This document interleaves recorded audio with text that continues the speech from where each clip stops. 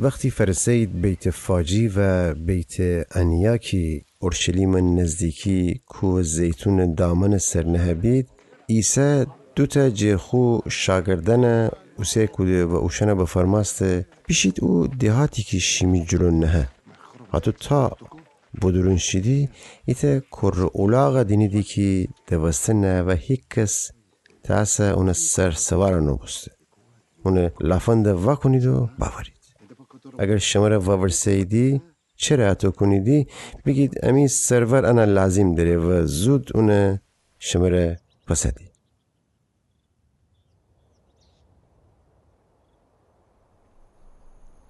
او دوتا شاگرد بوشویدی و بیرون ایتا کوچه درون ایتا کر اولاغ بیافتید که ایتا در جلو دوسته نبود.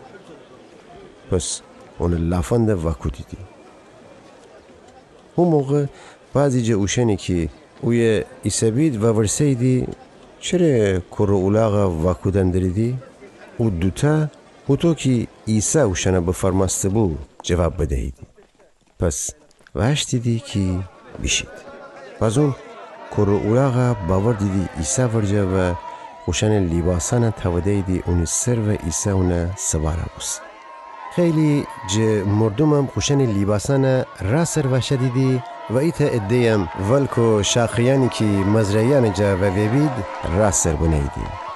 اوشنی که جلوف شوندی بید و اوشنی که اون دنبال سر امویدی فریاد اماره گفتی دی هوشیانه مبارک اونی که خداوند نام اماره مبارک امی پیر داوود پادشاهی که کرا امون داره هوشیانه بزرگترین آسمانان درون. پس عیسی با مو اورشلیم و بوشو معبد صحن درون اویا همون چیه فندرسته ولی جا خاطر که خیلی دیر بو او 12 امره بوشو بیت انیا.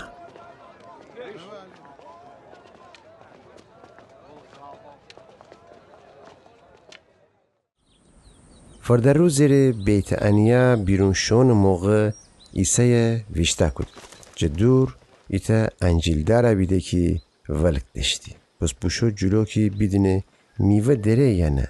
وقتی نزدیک بسته جه غیر از ولک هیچی اون سر نیده چرا که انجیل فست نو.